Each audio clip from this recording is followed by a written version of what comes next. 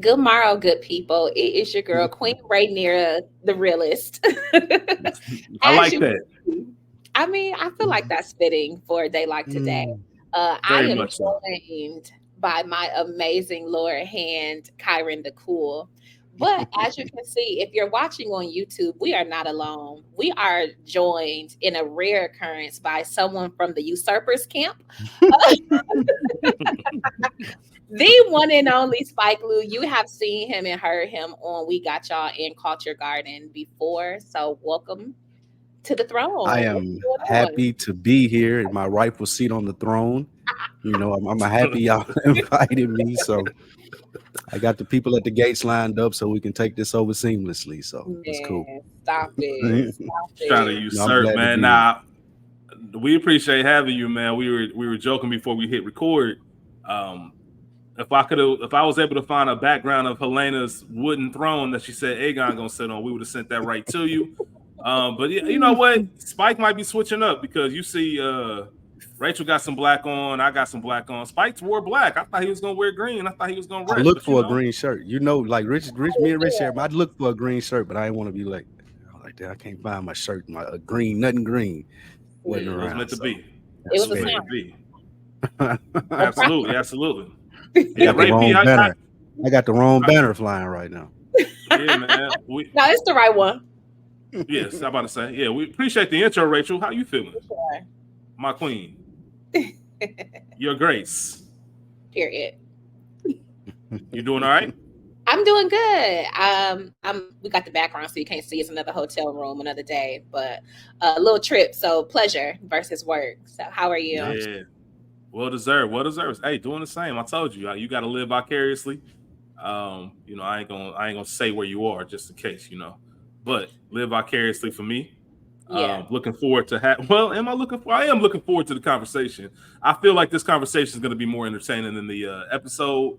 I do have thoughts overall, but before we get rolling into it, just want to thank everybody for tuning in. So we got y'all. Those 8 weeks went by fast, didn't they, Rachel? They did.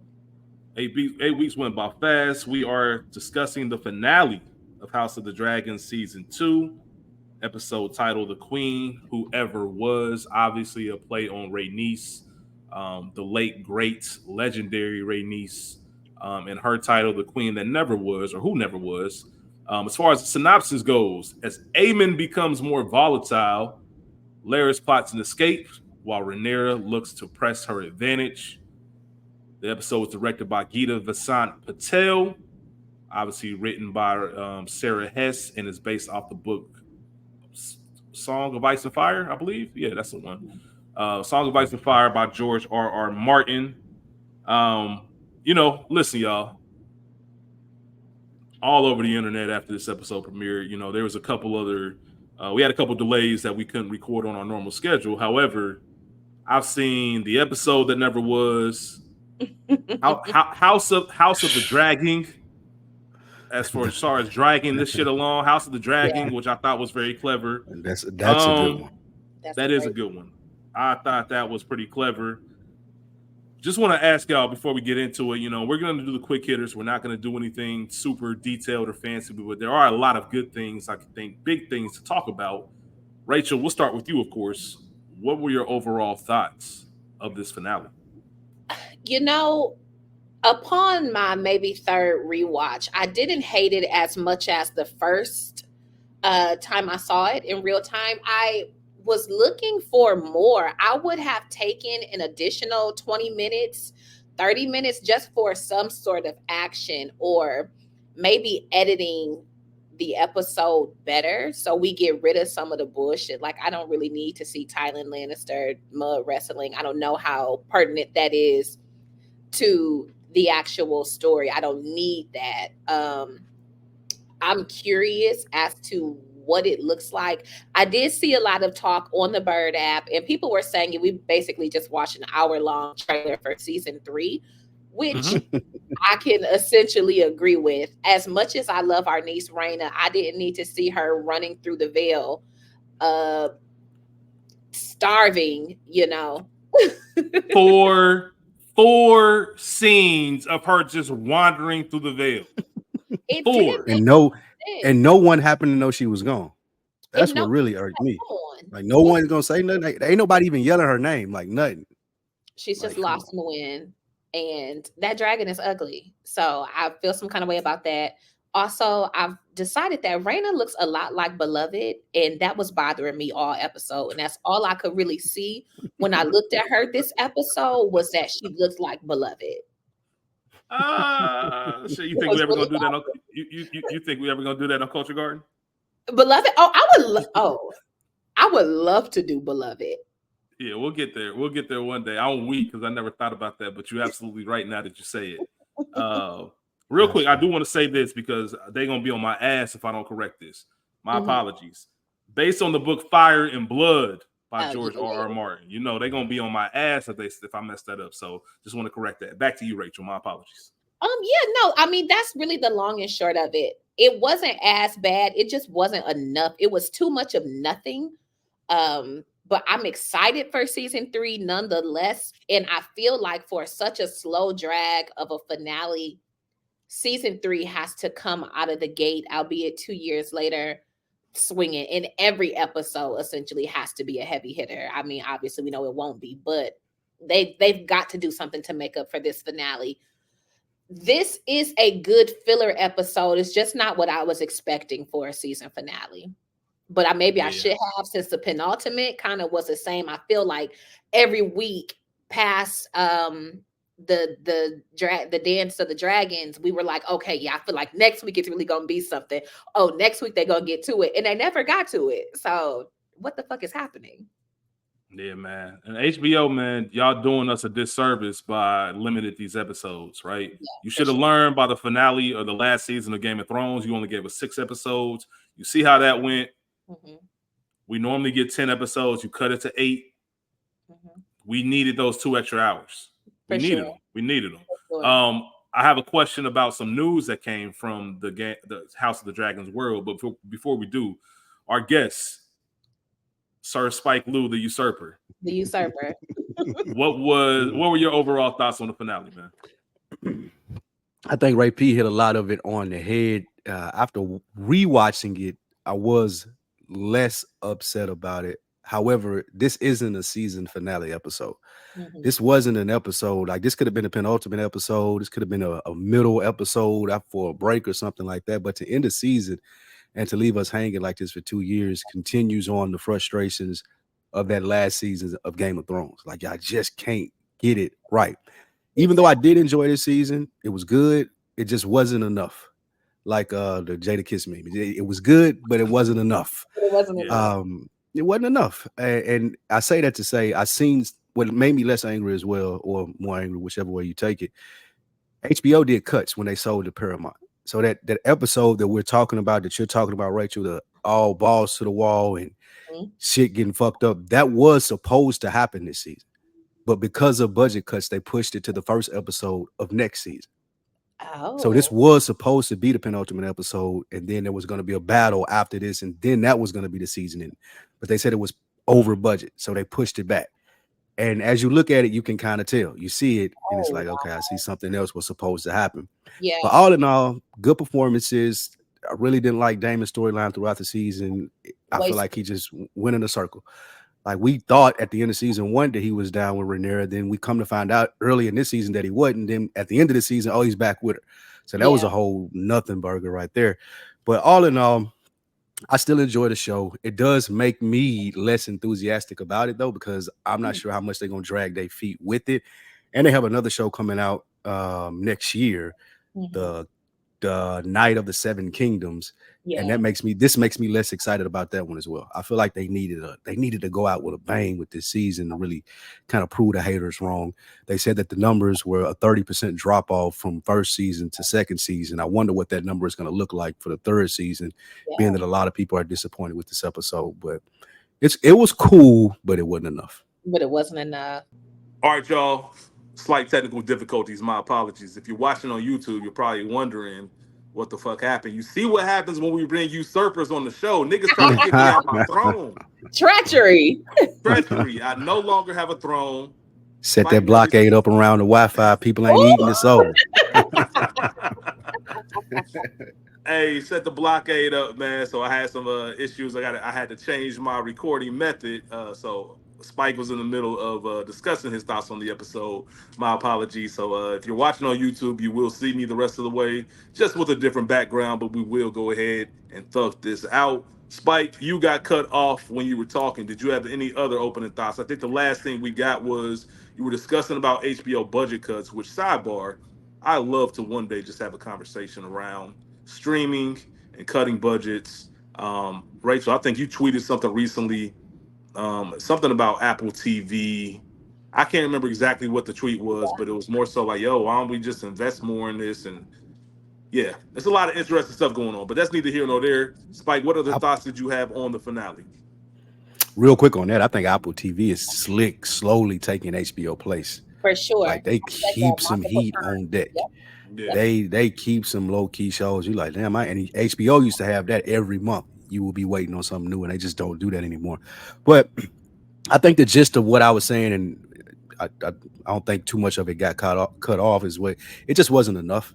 Like we got a cool episode. If you are engaged in this world, yeah, you like the people, you like the conversations, but it still just wasn't enough.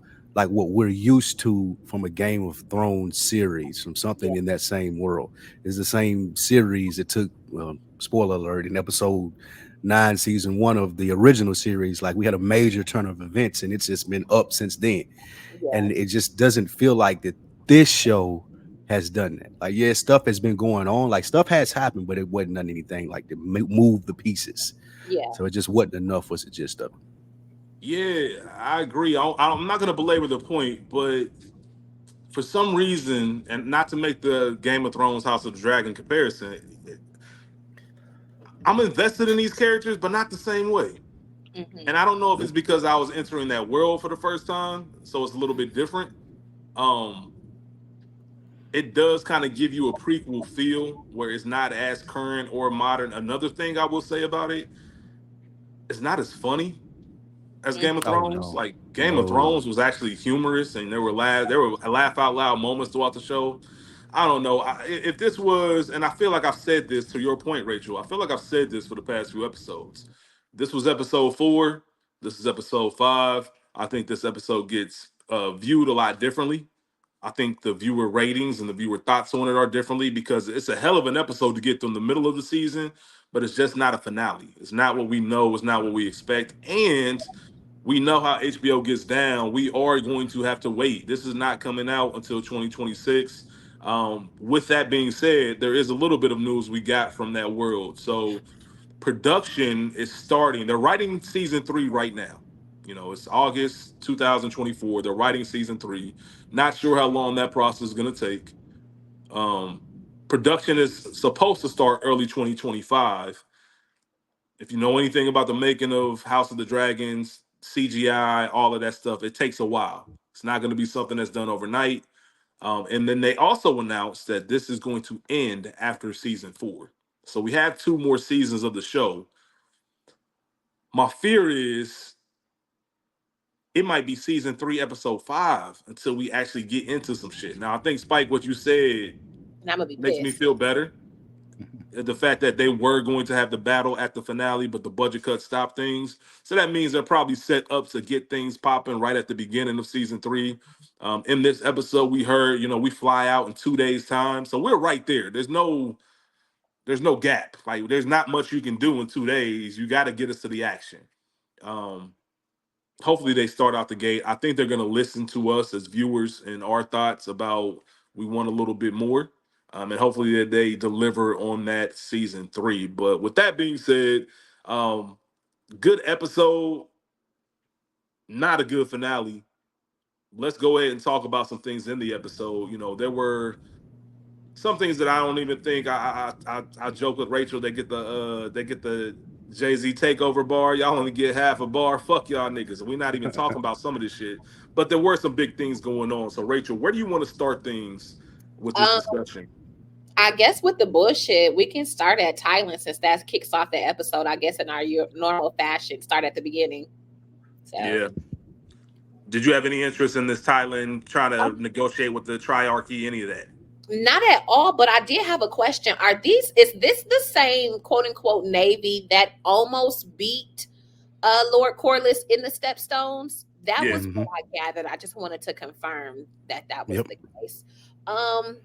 Yeah, there wasn't much. I didn't need it other than maybe that intro scene. I didn't need the mud wrestling. Okay, now we've known that you're a formidable quote unquote character. Are you? Not really. I want you to fuck the wives. I didn't know if that was backstory because she kept calling him Tywin, and so is this like, okay, this is where Tywin's name came from, the ancestor and the concubines, essentially. Didn't need none of that. That's it. Yeah, Lohar is the character's name. So I'm not sure. I didn't read anything on this. Mm-hmm. Yeah, I didn't read anything on this, but in the books, Lohar is a man, and then he's played by a woman in this episode. Okay. And there were moments where it was kind of difficult to see what was what. Mm-hmm. Like I didn't really know where they were going with it. I'll leave that there. They referred to her as a man, as a him. That's what I'm saying. And then I want you to have my kids was an odd line for another man to say to another man. Like I want you to have what? Like, oh, fuck my wives, which is listen. I done met a lot of cool motherfuckers in my life. Right? I've met a lot of cool motherfuckers, man. Some people I call family, some people I call brothers. Ain't nobody ever been that valiant to where I'm like, hey, fuck my wife while you at it. He's a naval captain and a cuckold. Yeah. It's what it is. Yeah, that shit. Those are his titles. First of his name, naval captain. Cuckold. Yeah, I didn't get I'm not gonna say I didn't get it. I know a lot of people found humor in these two characters throughout the episode. It's cool, but for that to be the most battle we got, a fucking mud fight. Crazy. Come on now. On the finale, come on now. Stop playing with us. Yeah. And we're like, what are we even doing here? Like, why are we here? We don't care anything about this.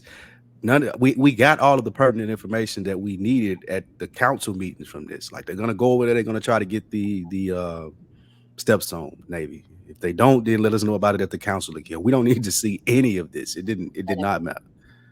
Yeah, let's keep it on with the bullshit. Let's talk about Aegon the Dickless. My man's is going through it. I said it, Rachel. We both actually said it after the Dance of the Dragons. Mm-hmm.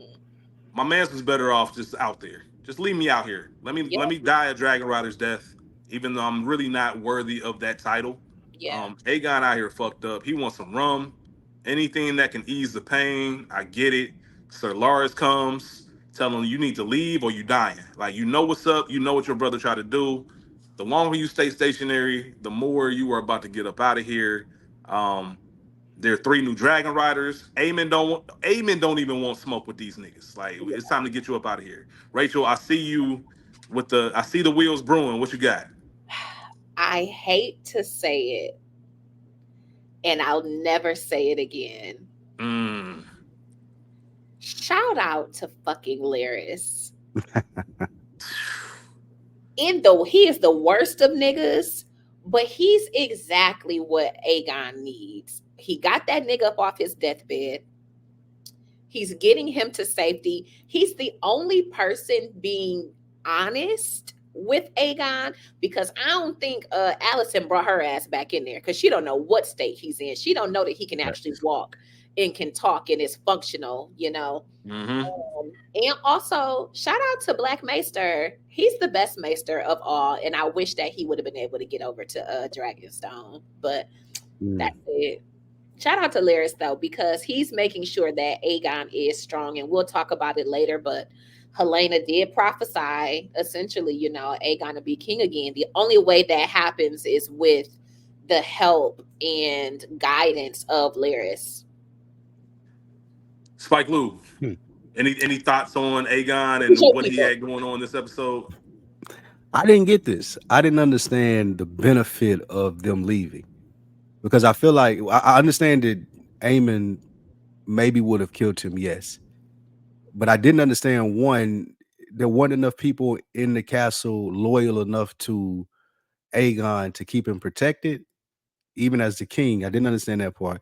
And two, if we leave and come back, then how is he going to have an army or a rightful, seat on the throne if he left and everybody knew he was? I just think if he leaves, then he loses everything. You can't just come back and be like, oh, I'm back, I'm the king.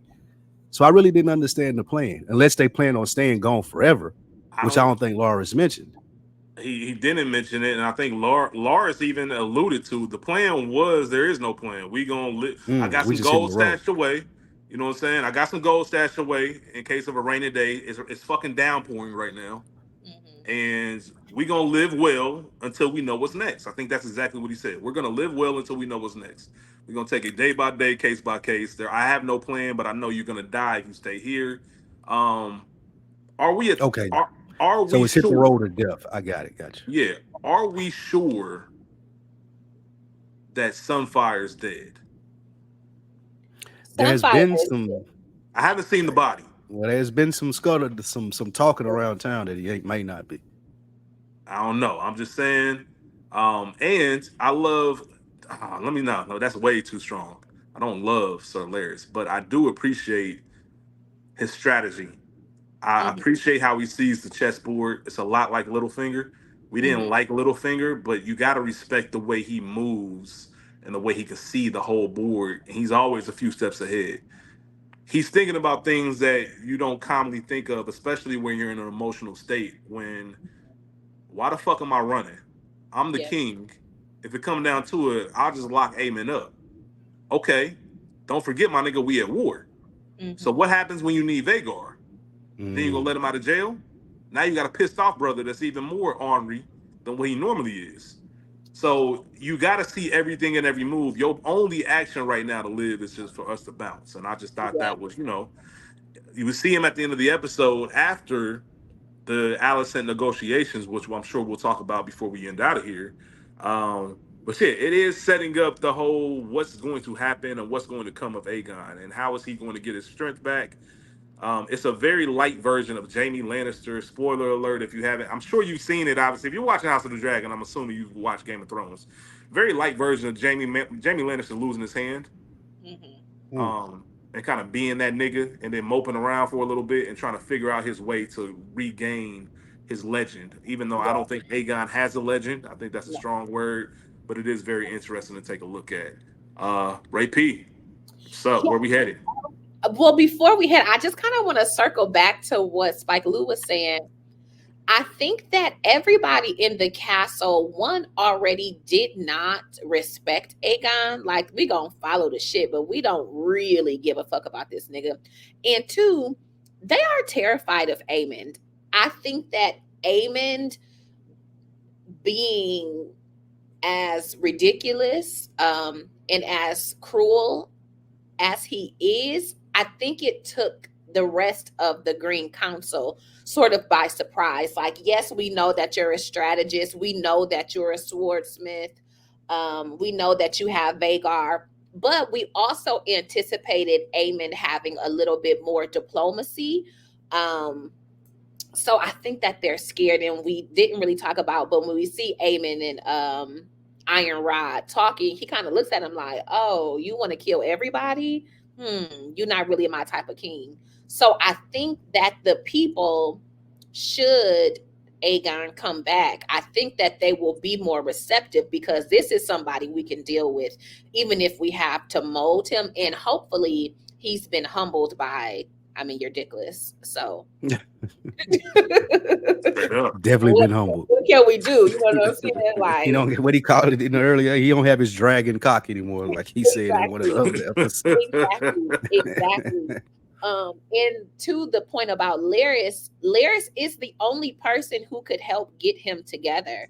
Even though Maester Orwyle, he's there, but he's not working with him through experience. Larys is the one who's been through torture and this, that, and the third with that club foot. So he knows why the cage bird sings. So I can help you get through this shit. And even though I have this gold stashed, I know that as long as I work with you, my goose is still gonna be buttered. That's real. That's a great point. Hey, they treat Aemon like that nigga Omar. Yeah. them niggas freeze up when Aemon come around like that. He be having niggas shook. I don't know what it is, but that nigga he has everybody shook. Which I would have been. It would have been a mutiny. It would have been a coup if Aemon was king. Like, get up out of here. They too scared of him. They too scared. They scared, and it's really not. And Aemon. And here's the crazy thing: when I think about this series, Aemon nice with the sword, and we ain't even seen the sword. What they really scared of right now is Vhagar. Yeah. He got the dragon, exactly. Yeah, and that's the thing I think people might forget. Like, Aemon, don't get it fucked up, nigga. I got this knife work too. So, yeah, he been waiting to fight Daemon. Right. Damn near a season and a half. Yeah, we know that's coming. Season 3, season 4, at some point before this series ends, we know that's coming. All right, Ray P, where we headed? Let's talk about in the sense of shit that don't really matter. I think we talked about it, or I spoke about it. Rhaena in her search for a dragon. We didn't need that, especially since there was no culmination of that in this particular episode. But my God, I hope my girl tanks this dragon. She got to, right? Yeah. There's no way you give me 4 useless scenes of her wandering, looking for this dragon. And to your point, Rachel, seeing it for the first time, I'm like, damn. This scraggly ass dog. They could at least gave us that. If they ain't gonna give us a battle or something, at least give her taming the dragon on the last episode, bro. That part. Yeah, they need to, man. Go ahead. I just said I think it'll happen. I just wish they had gave it to us. Give us something, yeah. Especially at the end of the episode when she finally finds Sheep Stealer. Shout out to Sheep Stealer. We'll see what kind of role Sheep Stealer has. Real quick question: Rhaena St. Patrick or Rhaena Targaryen? Which one y'all taking? I'm gonna take Rhaena Targaryen. The blood of my people. I'm trying to think of what. I know who it is. I can't think anything significant that she done. Exactly. Yeah. I'm making sure I wasn't missing nothing. Tariq's twin sister. That's all. That's it. And getting shot. Her best contribution to the show was getting shot. That's it. Ray, she knew who he was. That was it. That too, yeah. Rhaena Targaryen. Rhaena Targaryen. I want to talk real quick about if we move over to Team Black. I want to talk about Hugh. So Rachel, shout out to Mia. I don't have the comment right in front of me. She left the comment on YouTube just saying, like, Rachel be knowing, and that's all I'm gonna say. Period. That's what Rachel say about Hugh. What you say about Hugh, Rachel? That Hugh is gonna be a usurper, and I don't trust him, and I don't like him. It wouldn't be the Game of Thrones world. Yeah, I think we spotted him. Who that? Yeah, I agree with that. 100%. Here's the thing, though. Here's the thing, and I swear, ever since Rachel said it last episode, it's been on my mind because I didn't see it. Right, I didn't see it at all, and she said it, and now I've been thinking about it nonstop. But the show is doing a good job of trying to make us think that Hugh was like noble. Right, because he knows a little bit more, especially when you put him next to someone like Oath. Right, he's apologizing on Oath's behalf. He doesn't know the rules of the court. I think there's a moment when they're having the dinner, when Rhaenyra has the dinner with them, and he tells her like, "We won't fail you. Like we won't fail you. We ready. All of that." It's kind of like, you know, if there's somebody they can depend on, it's Hugh. So they really are trying to build this up, and which makes me even more weary that this nigga about to flip. For sure. At first, I thought it would be Oath though, just because he ain't got no tact. But I can't see them trusting him enough for him to even like betray anybody. Like we see how he was acting at dinner and all of that shit. Like he ain't got like no coup to him at all. So yeah, I think you got that spot on, Ray P. Yeah, I think so. In this particular episode, I feel like they're trying to throw me off my scent about Hugh, making Off the more dare I say antagonistic character. But I still stand by Hugh being the main one. Even if Off does turn out to also be a turncoat, I think it'll be under the guise or direction of Hugh, like in his ear, like this supposed to be us, cuz like this our shit. You know what I'm saying? So I don't know. But this is the first time I really did not like Off. He was pissing me off every single scene we had him in. He was doing too much. I just thought he was a buffoon. Like, okay, you talking shit. But even when we see him speaking with Jace talking to Jace like he ain't shit, not knowing who he was. Candidly, if you knew that the prince had black hair when we met you, when this young black-haired boy approaches you in fucking Dragonstone, in the queen's house, in the fucking At the castle, queen's table. why don't you know who this is? Hold on, though. I think he knew exactly who he was. Remember, he grabbed his hair and said, "Look at that hair, as dark as they say." Yeah, Which means, like, Right. I've heard the rumors. you Damn, right. you do have this dark hair. You don't have the silver hair, huh? You just like me, low key. Like, I would have took his head right there. Oath was extremely bold, and remember, that's when Hugh even stepped up again and just told him, you know, he reserved. That's the prince. He deserves your respect. Once again, building up that Hugh character. But Oath know what he was doing. More of these little birds. More of these little birds. More of these little birds, man. Bring some more of this chicken out here. Yeah, man. Stop playing. And the only reason I'm gonna shoot that bird shit a little teeny bit of grace is because y'all been eating fish broth for who knows how long. I know them niggas was hungry. Hugh was trying to keep the peace because he just was happy to have a belly full Food in this. Don't fuck up the next meal, bro. They ain't gonna invite us to the next one, man. Be cool. Hugh knocked the nigga stone cold out for some cabbage. Come on.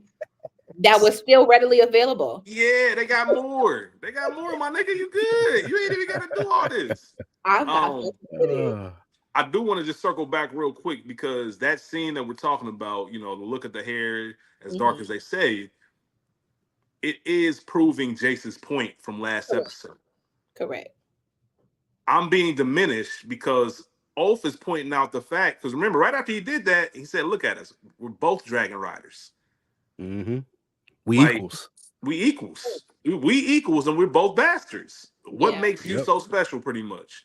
Nigga, who my mama is, but that's why Hugh is gonna be important. Do you know who Hugh's mother is? It was the prostitute. Well, excuse me. Yeah, the Sarah. lady that got kicked out the Nah, she was a prostitute. She was a whore. She was a whore, but then she ran the whorehouse. Right. You know, and she been gassing this nigga up his whole life. You just as powerful as your brother, as my brother's kids. So, candidly, you see, he got the long hair like Viserys and Daemon. Yeah. Tricky. Hey, Rhaenyra told that nigga, you know, a knight will act with grace.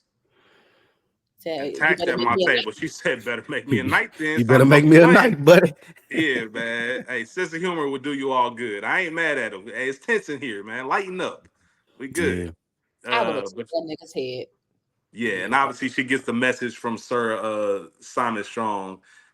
Interesting, but it made sense. Not surprising.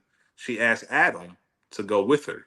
And we'll circle back to, you know, we'll say that for some of the big stuff, because obviously that was a moment when she finally visited Harrenhal after Damon's been there the entire season. Another issue I had with season 2, but storytelling, I guess it is what it is. Whatever.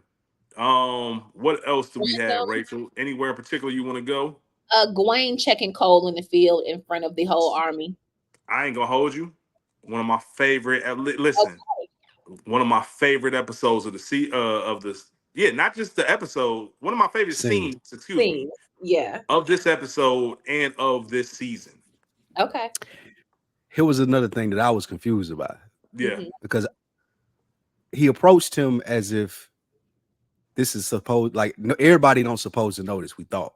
He put 2 and 2 together, but now I'm putting my sword up to his neck in front of everybody. Of course, people gonna want to know, okay, what they beefing about?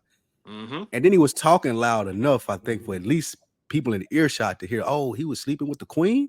Damn. Like, I feel like that either one, give us more context to how he found out, or 2, it's a private conversation where this happens and we think that there's a real threat of him killing Kristen Cole because it ain't in front of all of these people. I didn't think the stakes were there like they should have been with somebody finding out that, oh, you fucking the queen, versus I got my sword to your neck in front of all these people. And Kristen Cole really didn't even buzz. Like, I know you're not going to do nothing in front of everybody. Like, come on, bro. And then how Kristen Cole took it, I did like that. That was G shit, man. Killing me nigga, I'll be better off dead. So go Yeah. ahead and do it. So yeah, I Yeah, like this scene a lot. Kristen Cole looked dead at Gwen and said, "You a sweet Yeah. nigga. You ain't about to do shit." Now, Like, you know how in this world when they announce queens, um, or anybody of the court, obviously, Queen Rhaenyra, uh, first of her name, the whole nine. One that I would add for Rachel's it would be um, she be knowing. Dude, Because ever since we saw Gawain, I forget which episode it was where we met him. She's pointed out that Gawain has an extra glance at Sir Kristen Cole. yep. Obviously, when we first meet him, we know it's probably because my nigga, my pops was a hand. Now he's up out of here, and I see you wearing the hand pin. But even past that, he's been having little glances. He's been, snarky with Alicent, like he knew the entire time. There was even discussion, Rachel, if you remember, we had like, in this world, we know how Game of Thrones gets down, how House of the Dragon get down. Are these niggas fucking? Is Alicent and Gwen fucking? Like, is it on some Cersei and Jamie Lannister shit? that's why Allison went to the Red Keep with Otto, and Gwen had to keep his oldest son ass in Old Town. Otto knew what was going down. He had to get her up out of there. It was Really? just, I listen. I'm Huh. telling you, the layout is there because it was just a little bit too odd, especially for siblings. When you look at other siblings, especially in Game of Thrones, outside of Jamie and Cersei, it's not really, it's more of like a sibling relationship. Look at Aegon and like, well, that's not a good example. Sansa, and you can go Sansa and thank you. John or And something like Yeah, that. John, yeah. Rob or something Rob like or that. Rob. It wasn't like that. It was just regular sibling shit. He always had that certain glance. But going back to the scene itself, the way Kristen Cole, like that look of, you felt that defeat. And he's been having it ever since Dance of the Dragons. It's almost when you see something. And listen, this has been a theme. Let's Yeah. point this out. This has been a theme this entire episode, right? Aegon was in the bed with Black Maester. Mm-hmm.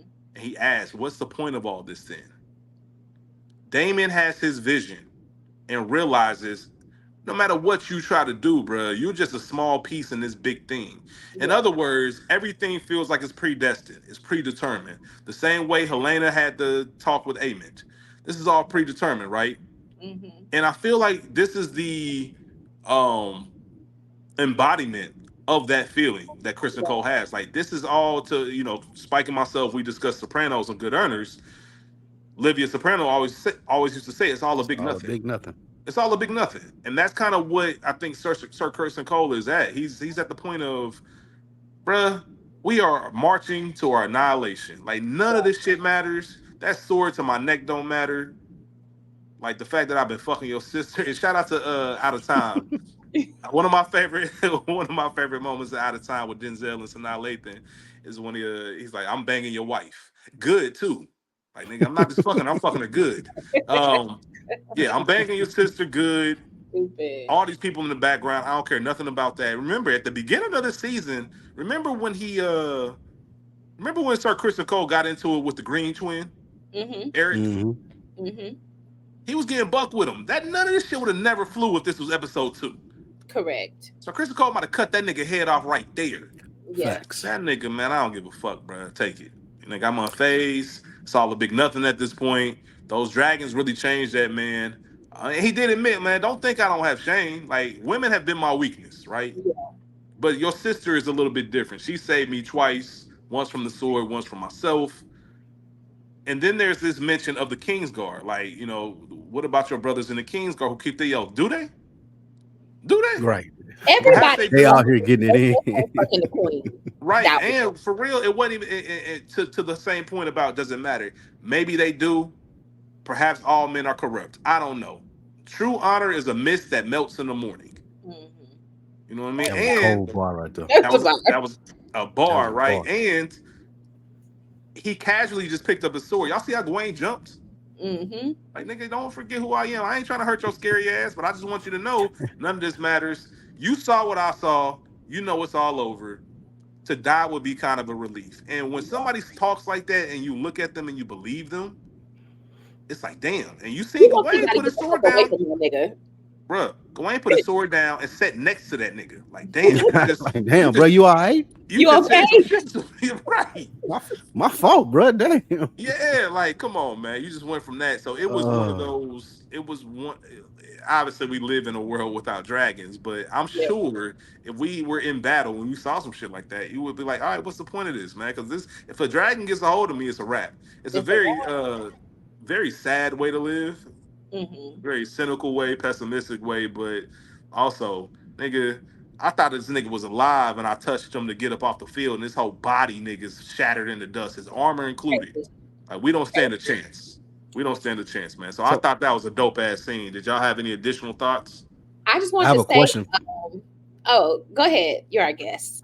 I was just gonna say I have a question. Do y'all think that this means that other people know about Kristen Cole? And Oh, for sure. y'all That's think like exactly what I was about to say. That's the worst kept secret in the Red Keep. Everybody okay, knows. so got Kristen, it. Because Alex Eamon was kind of alluding to it.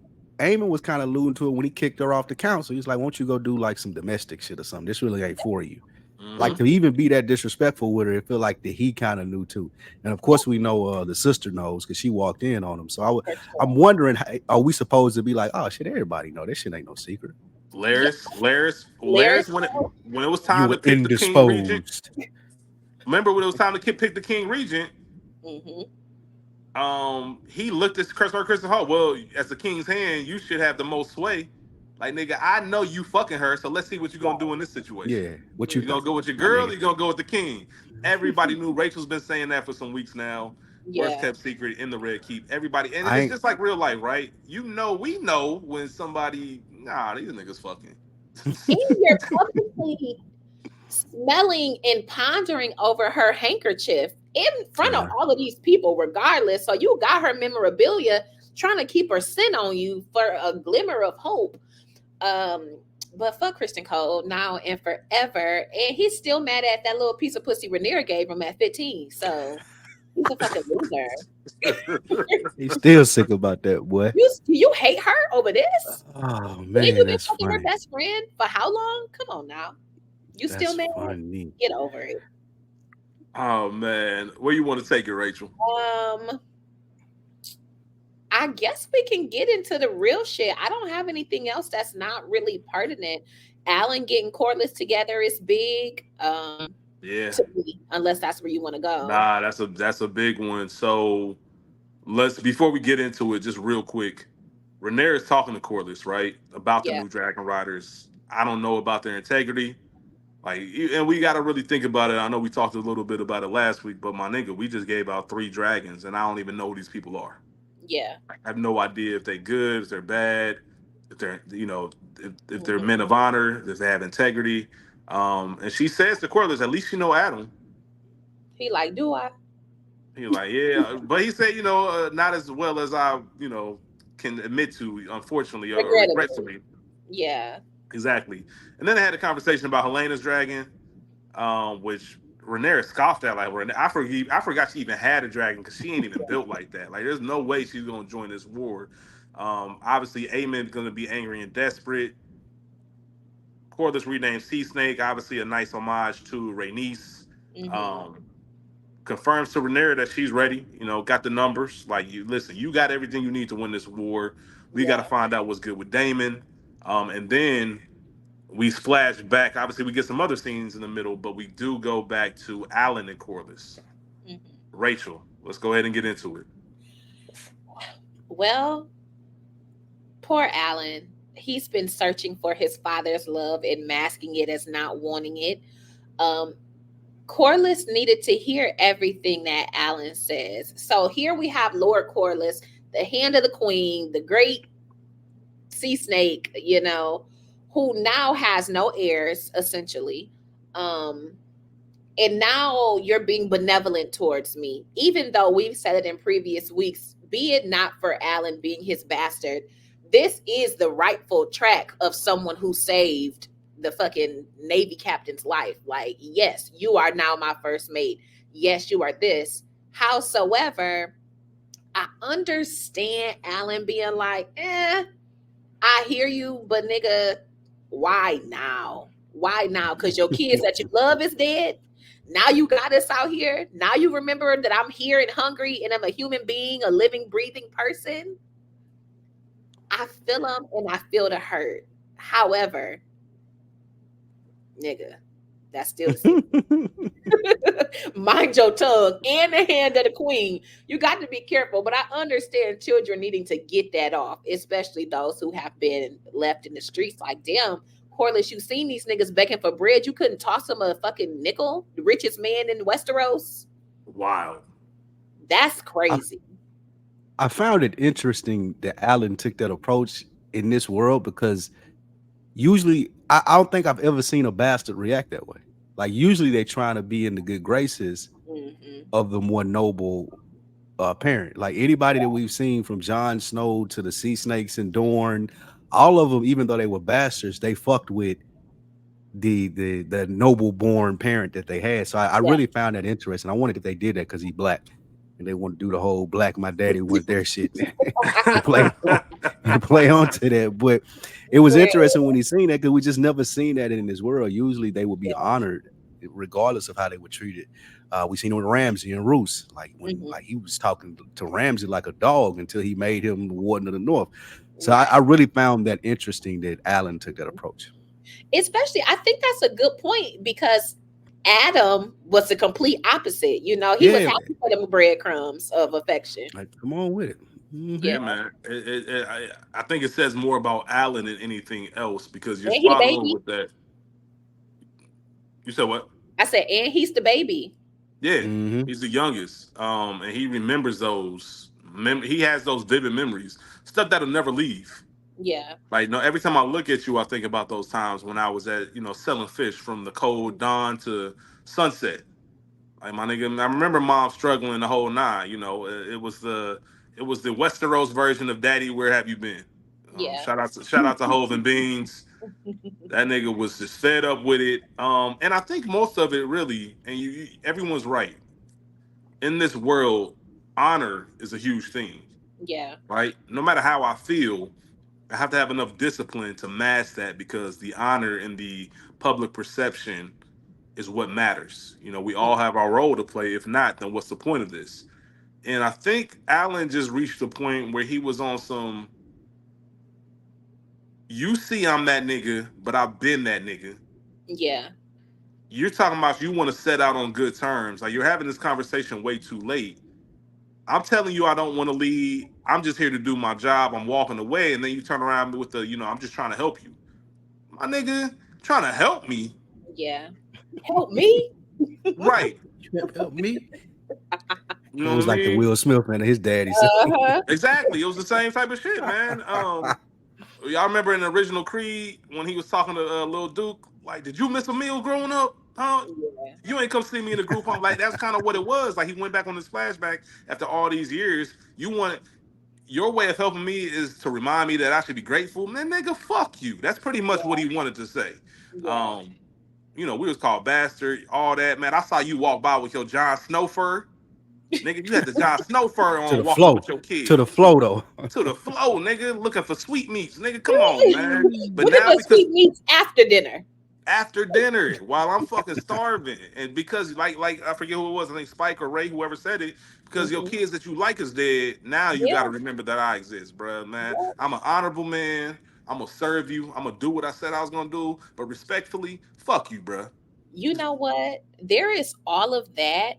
And you got to get that off. Everybody has this moment where they confront their parent for whatever reason. But also, do you think a little bit of that is also low-key? We might die out here, so I got to get this shit off. I may never get another opportunity to say my piece. So let me get it out now. You know what? That's a great point, Rachel. That's some of it too. My fault. That's a great point, Rachel, because we all know those moments that you like, those conversations you don't have, they're easier to have when you think you're not going to have them anymore. Yeah, that's true. You know what I mean? They're easier to have. He really was thinking, you know what? Just in case, I want to let you know about this shit. Because if I die and you live, I want you to live with this shit. All of that. You're absolutely right. So, yeah, we talked about Alan. Corliss needed to hear that. Shout out to I just want to shout out my girl, Bayla. I was just about to say I ain't saying nothing about Bayla getting Jace together again, but shout out to her. Baylor the realest nigga in the Yeah. room. Period. Yeah, 100%. Realest nigga in the room. Jace, Jace need all of that. Jace need all of that. Mm-hmm. For sure. You want to get into it, Rachel, or just that's all you want to say? Just That's nigga, all I stop. had to say. Yeah, nigga, You stop gotta pouting. Every episode, she's told Jace to stop pouting. Nigga, step into your authority as the rightful heir to your mother's throne. Like, quit all that fucking posing and pouting. Put your fucking chin up. Puff your chest out. It's a war on the brink. Like, Facts. relax. The only thing I was gonna say about it, I love this part from Baylor because Jason's pouting, talking about the common folk, they can get dragons. What's the difference between us and them? Baylor, but nigga, I ain't coming. Period. I don't give a fuck what you talking about. I ain't coming. I know I ain't coming. If Yeah. you want to think you coming, you can do that. That's But me on and you. them, me and them ain't got nothing. We ain't nothing alike. Like, and you a fucking prince. You the crown prince, my nigga. Buck up. Take your spot next to your mom's, and let's get with this shit, man. Shout out to Baylor, man. Everybody needs a Baylor in their That's life. sound good though. Facts. But for Bayla Targaryen, motherfucker, her daddy is Daemon. That's true. That's real. That's real. That's some real shit. She can say that. She can say that. He can't. Yeah, like, They not like us. So y'all not like us, but I'ma claim you too because you my betrothed. yeah, man. And I fuck with you, man. You know, you got some potential. You got some potential. Like, I fuck with you, but you got to get this pouting shit over with. You got to. Straight up, you got to be over with that. Harrenhal. About to say, you want to go to Harrenhal? Yeah, Or do you want to talk about Helena? They're related. Okay, let's go. Let's get into it. Lead the way. So we've already talked about it. Sir Simon Strong sends a raven to Dragonstone to alert Rhaenyra that Daemon has mustered up this army. She brings Adam with her, and Simon, he meets her like, damn, queen, I ain't expected to see you specifically, but amen. Shout out to Rhaenyra, because when you want shit done, you got to do it yourself sometimes. And so we see her finally see Daemon. I'm moving too far. We're in Harrenhal before the first part of Harrenhal, where Daemon has his vision with Alice Rivers, who comes to him in his bed. I have a question. Or let me back it up a little bit more. While Sir Simon Strong even sent the letter, this nigga Alfred finally pulls up to Harrenhal. Yeah. Once a word in private, listen. And Sir Simon Strong was like, what y'all got going on, bro? Shout out to this nigga laying in the cut, because he was like, hold on. Anytime a nigga want to listen, a word of private in my crib. Hold on, man. I'm about to be in the background real quick. Listen, Alfred Broom pretty much said, I fuck with your wife niece. We need a man to lead this way, man. The crown needs a king, and that's all Sir Simon Strong needed to hear. He sent the Raven. Now we're back, and we get to the Alice Rivers and all of that. So let's go ahead, Rachel. Yeah. So Alice is at Damon's bedside, side eye. I have a new theory, and I want to ask y'all. Spike Lou, I have already alluded to the fact that Aemond and Helena are secretly fucking behind Aegon's back, or at least were at some point. Is Alice Rivers Helena? That is a good question. I don't think so. I think that they have the same power. Okay. I think that that what Helena does is called dragon dreaming. Okay. From some of the videos that I've seen. Okay. And I think Alice Rivers has the same ability to see the dragon dreams for some reason. I'm not sure why she has those. Oh, well, she is a witch. She is a descendant, I think. Well, she's a witch, and I think she's a descendant of the dude who is the three-eyed way, the dude that was in the tree in Game of Thrones. I think she is a descendant of his. So she got some of the same powers that they have. So I think that's what the coinciding of the visions is right there. Yeah, Brendan Rivers. Brendan Rivers, that's her great son. Yeah, he's a descendant of her, because where we are now, Brendan Rivers isn't born yet. 200 years before Game of Thrones. Yeah. But even then, I think, because remember when Game of Thrones happened, Three-Eyed Raven was an older man. So he's not necessarily 200 years away, but he's not in this world yet. He's not Yeah. even Right. around. So yeah, they do have that. I think we talked a little bit when we first met Alice Rivers. We talked about how she can see visions through the wind and like nature and stuff like that. So they absolutely do share those same powers. That's a great question. I do think that they see each other. Mm-hmm. They're aware of each other. Okay. And I think Helena knows what's going on all over the place. Okay. She just chooses not to say much unless she absolutely has to, which she had to Amond. Yeah. Because Amond's Yeah. getting bucked. I think Helena has seen how everything is going to end. For sure. Yeah, she knows what's going to happen. For sure. And with that being said, so did Damon. So I want to ask you, how Well, did you I thought he's seen. Oh, he did see the future because it was Game of Thrones. When he put his Yeah. hand in the God's blood. blood in the tree. Yeah. So some of the things he saw was the three-eyed raven. He saw the White Walkers. He saw those dragon eggs from House of Game of Thrones. He saw obviously Daenerys from there when they hatch, and he saw Queen Rhaenyra on the Iron Throne. Yeah. Obviously, this is alluding to, once again, Alice Rivers told him, "You're just a small piece. I know you think you're really important, but you're just a small piece in this grand scheme of things." Was that enough for the both of you? Because here we have, and we'll get right into it, we have Damon at Harrenhal this entire season, building up an army. Finally, a couple episodes even saying, when he told Sir Simon Strong, that consort is a little bit unnecessary, isn't it? Like, call me king. I'm about to take over this shit. I forget who he was talking to when he said, Rhaenyra can come by my side. I'm not going to cast her away. Yeah. I'm going to be the king. I'm going to sit on that throne. And I guess you can mix in the whole visions that he has with Viserys, and maybe that was the start of it. But it felt a little bit cheap for him to be in Harrenhal with this master plan just for this one moment to be like, you know what? You're right. I'm going to bend the knee. I don't know, man. I felt like Damon's personality needed a little bit more. For sure. Or Kendley, okay, he saw the conqueror's dream. I guess I would call it that, essentially. But to have spent, to your point, that much time in Harrenhal and to be that tormented, it didn't feel like enough. Even if they would have cut his Harrenhal time in half and had gotten that vision maybe 2 episodes ago, I think that would make a bit more sense, even if he saw the vision after he had caused calamity in the Riverlands. You know what I'm saying? I agree with you. What were you gonna say, Spike? I think exactly what you said, Ray P. We didn't need 8 episodes of this for that to hit home, or for that to be the conclusion of it. Yeah. I get what they did. I get the character arc. I promise you, I understand it.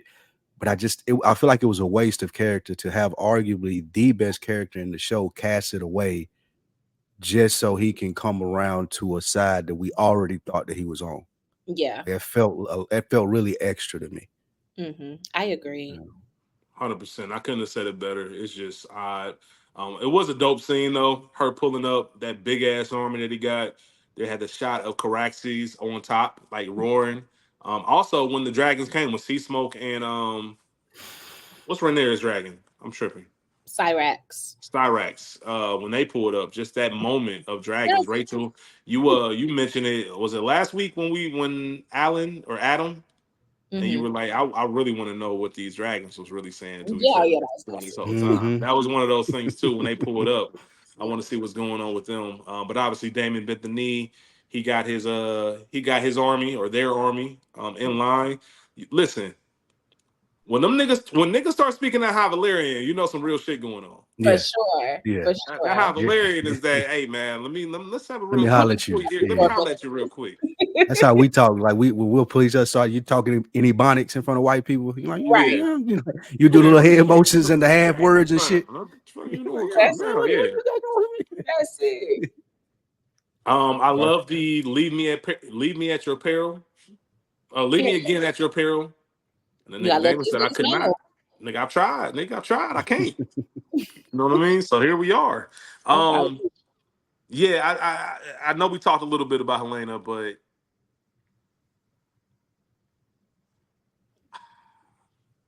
the wooden throne. Aegon will be king again. You'll be dead, swallowed up in the God's eye. I could have you killed. It won't change anything. Helena with the power moves at the end of the season. She's tired of being silent, and I'm looking forward to hopefully getting a little bit more of her For before sure. we when we get into season 3. I think she's proven that she has some value. It's just more so where is that value going to stand, and also any chance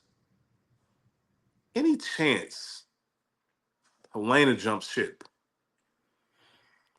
We talk about how close her and Rhaenyra are, and how there's this, maybe not even close, but there's this mutual respect, Yeah, and empathy. mm-hmm. Is Well, there she gonna any be gone chance though, of right? You said what? She gonna be gone. She gonna be gone with her Alicent, right? That's what Alice's plan is, but shit, Aegon ain't there to hold up the end of the plan. We're gonna get to it right in a second. But is there any way? I don't know. Okay, number one, I love Helena's character arc. I love that she's no longer looked at as this meek, strange person. I think the death of Prince Jaehaerys really, really woke her up, essentially. So shout out to that, because she ain't scared of fucking Aemond. She ain't scared of Aegon. It's like, it's me and my fucking baby that's left. I ain't really fucking with you, Alicent, even though I forgave you, but bitch, side eye. Alicent tried to give her that tea. She was like, bitch, the fuck? I don't fuck with you. I don't know that Helena hasn't been Team Black this entire time. I understand that she wears green garb because, you done gave your daughter to this foreign man, Viserys or Otto, So you got to do what it is. You have to wear what your family wears. That is what it is. But if you remember, Helena really wasn't fucking with Aegon being the king. She didn't want Prince Jaehaerys in the council meeting. She wanted him to just be a boy and do his studies. She don't really fuck with Aemon and all of this shit. I wrote down earlier, the Greens are the least self-aware people. Even when Helena asked, why do they hate us? Girl. What's going on here? Even though she's a bit aloof, I think that just comes from being so sheltered. But I think she was always low-key Team Black. And to your point, I don't think Rhaenyra will take Helena's head. I think that there is a mutual respect and love for her. So you can stay here. You just ain't gonna be the queen. Which I don't think she gives a fuck about being a queen anyway. Right. Yeah, man. That's a great point. And let's move forward to the big part. Yeah. The main part. So Alicent and Helena, they're talking. Rachel, as you so eloquently put, I ain't drinking that fucking tea. Aemond comes in, asks her to ride Dreamfire. Nah, we ain't doing that. Alicent said, she's still the queen, and so are you before her. And now look at us, all fucked up. Yeah. You know what I mean? And she pretty much said, hey, man, you a little boy. You don't get your way. You throw a little temper tantrum. You went to go burn Sharp Point. Yeah. Like, nigga, we ain't doing it this way. This is what it is. And which obviously let Alicent know this shit ain't going the way I thought. She asked Black Maester Orwyn for passage and discretion. Mm-hmm. And out of nowhere, Rhaenyra gets a knock. You got somebody here to see you. Coming down the steps until all of our surprise. Mm-hmm. I thought Alicent was going to the woods again. Yeah. So all of our surprise, Alicent's coming. Let's go ahead and talk about it, y'all. Alicent finds her way in a Dragonstone to plead Rhaenyra's case. I thought that was some bullshit. I have hated Alicent since the day I met her. So I don't have much. Spike Lou, this is your queen. I'm curious. I'm very curious as to your thoughts on this scene. She should have just did this a couple of episodes ago when Rhaenyra pulled up on her. Mm-hmm. Like, I could see Rhaenyra being like, oh, bitch, now since I got 2 more dragons and y'all losing and your son on his deathbed, now you want to come make peace, when just a couple of weeks ago you was like, it's too late. What happened is what's happened has happened. Yeah, and she said so. I did really, really like this scene. I think that both of them did a good job. I don't think they didn't do a good job of really showing how fond of Allison that Rhaenyra was. Because from the readings that I've seen and videos that I watched, it's supposed to be from the books that she was obsessed with Allison as they were growing up and really mad at her about her relationship with her dad. I don't know if we really got that throughout the show, but I think in this scene, it was supposed to come out more than it did. And how Rhaenyra really has a soft spot for her because she slick should have just killed her right there. Even being a supporter of Team Green, it shouldn't have been no, okay, well, we can do this plan, this, that, and the third. It slick should have been like, guards come take her, like we going off with her head tomorrow morning. Because there's literally nothing that you could do for me anymore. Even if you're telling me I can pull up to the throne and take over, I can do that anyway. I got 3 dragons outside. Like I'm going to be able to do this anyway. But the plan, I feel like, was decent for her to get her and her daughter out of there, as far as, you know, letting Rhaenyra know that they don't want no smoke. But we see how that's going to go since the king is gone now. So I thought it was a really good scene. But Allison was useless in this. She's completely useless. Go ahead. No, go ahead, Rachel. Go ahead. I was just going to say, to your point, Rhaenyra says, what should I do with you? Girl, kill her. What are you doing? What are you thinking? I know that they have this love for each other. Their love for each other is why Rhaenyra is not dead, because Alicent stopped it in the first place. Howsoever, you said it is what it is. So I don't understand why you're coming to me asking for a favor, asking to try to flip shit, and you still ain't really giving me what I'm looking for. You know what I'm saying? You trying to give up the ghost, but not for real, for real. You know how this shit's supposed to go. And I wish you would have stood on business like Oscar Blackwood.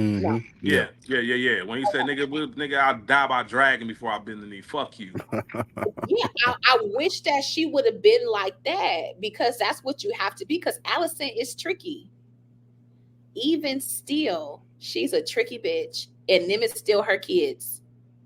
And it's gonna look real tricky when Rhaenyra pull up based off this plan, and my man gone.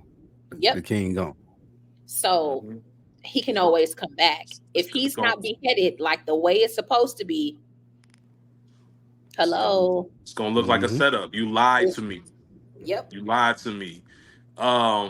This bitch said, we can run away with me. Bitch. Obviously. What's wrong with you? Obviously, audacity is the first word that came to mind when I saw this. It would have been different if this was the first meeting. But the fact that this was the second one, like, first of all, I thought we had it under control, that this is a one-time deal. Like, this offer is on the table one time. We can call it a day. There is a moment in season 1 of Sopranos where Junior tells his nephew Tony, next time you come in, come heavier, don't come at all. And that's the first thing I thought, because with this being the second meeting, this second meeting means that something has to happen from it. It can't just the first time I came, you let me go about my way.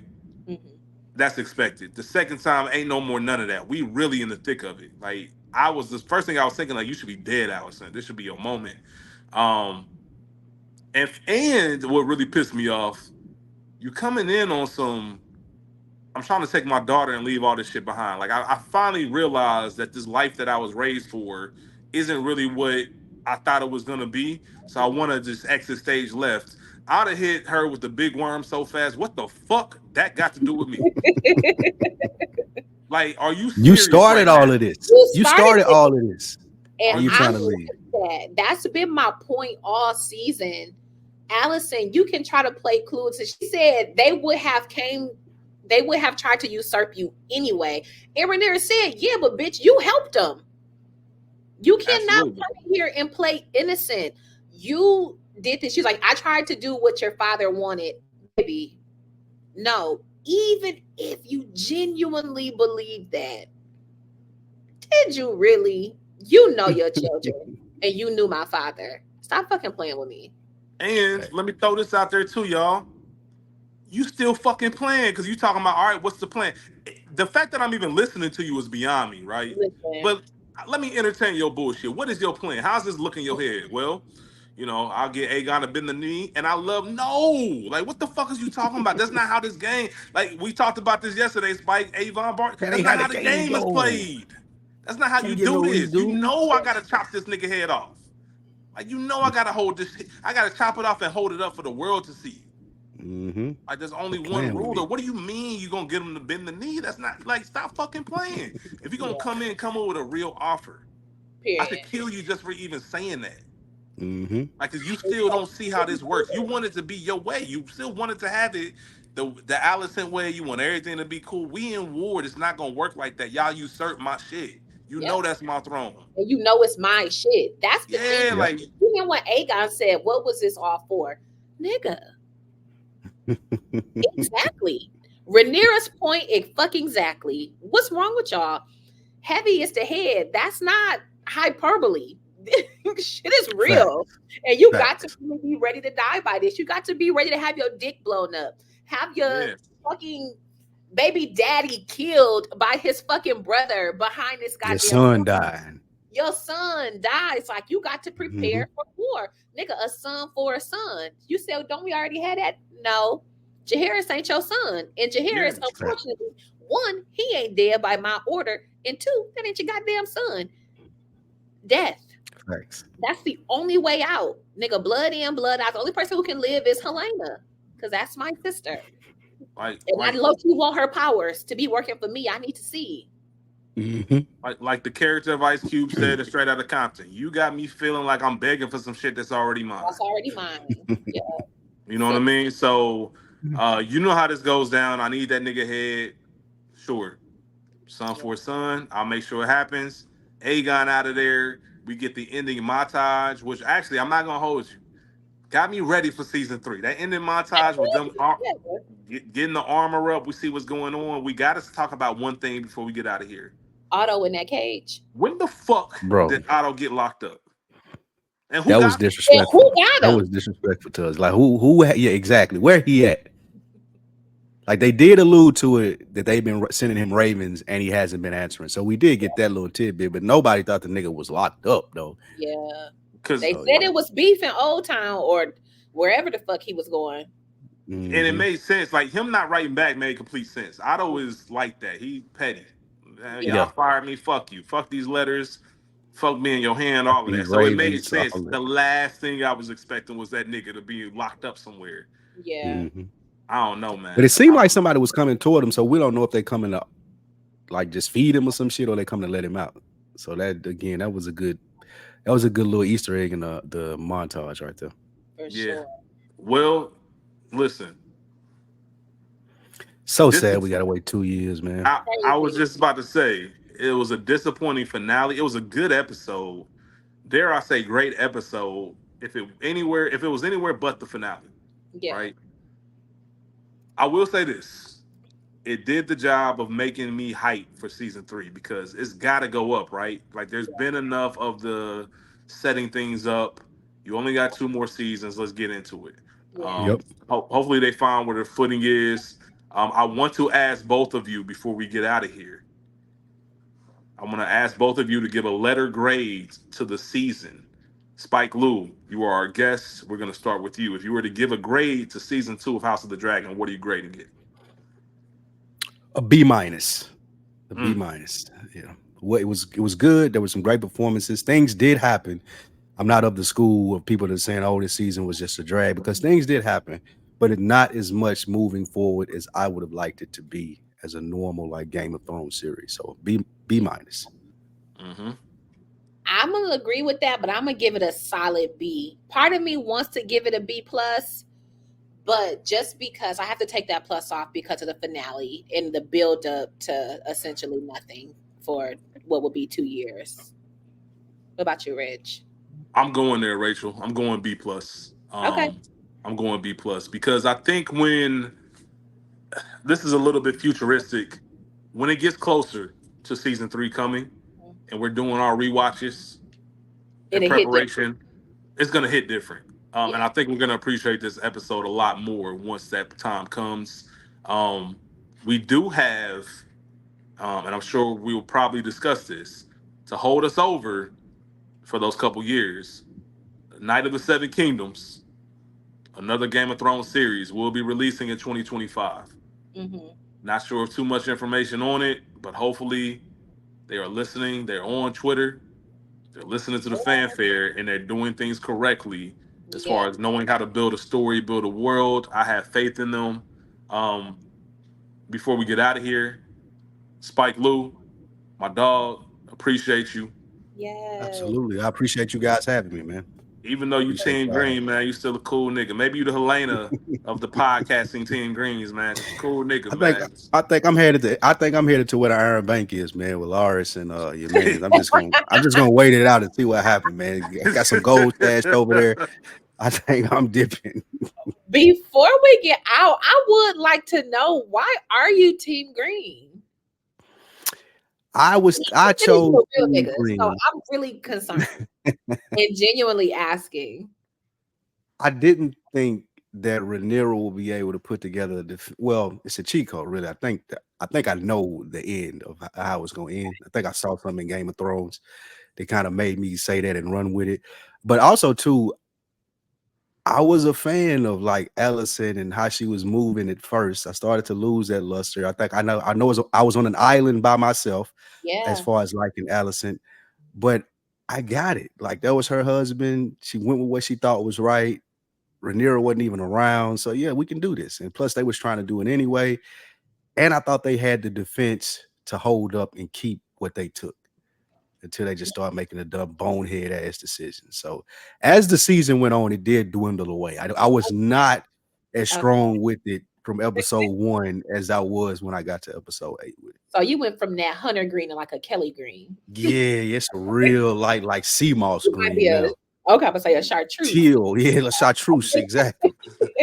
I remember when I first found out Spike was Team Green, I remember asking him, his direct quote was, "I like winners, baby." that was the direct quote when I asked. Yes, sir. And then he alluded into something with Game of Thrones. There was something said, and now we we're gonna wait it out and see. We're gonna wait it out and see what happens. Obviously, none of us are book readers. Whoa. We read books. We have not read the Game of Thrones book. Yeah, let me rephrase that. Spike, you sounded like Birdman. You sounded like Birdman for a minute there, nigga. What you gonna do with some books? With the books. Shit. Spike, you was about to say something. My bad. No, I was just saying, I know y'all gonna do Bel Air, man. I definitely want to make some time in my schedule because I'm on it. I just finished season 1. I was holding out for the longest, but I am, as I was telling Rich, man, I'm pleasantly surprised because my expectations were in hell as far as what the show was going to be, and I'm pleasantly surprised at how they're doing it. Okay, so yeah, man, I'll join y'all for season 3, a couple episodes. Absolutely, man. You're more than welcome. Open invite whenever you want to. I'm looking forward to season 3. That was going to be the next thing I said. Bel Air season 3, Rachel. We were rolling that out, correct? Yeah. On Peacock. So we'll take we'll be back again, next weekend at some point. I'm sure Monday, whenever we record, we'll set all that up. But we will have Bel Air. But before I let Rachel have her final words, your grace, our queen. I just want to thank everyone out there for tuning in week in, week out, for hearing 2 kids from Ohio just run their mouth about television. For sure. Thankfully, y'all tuned in every week with us and continue to show up, which lets us know we're doing something right, but we just appreciate it. We can't do any of this without you. I always say these conversations are going to happen one way or another, whether they're recorded or not. Rachel and myself are going to talk about television, but it really is a pleasure to be able to share this with all of you and for you to be so receptive to it. Thank y'all for that. Thanks for another great season of a television show that we covered. Even if it wasn't everything that we wanted it to be at the end.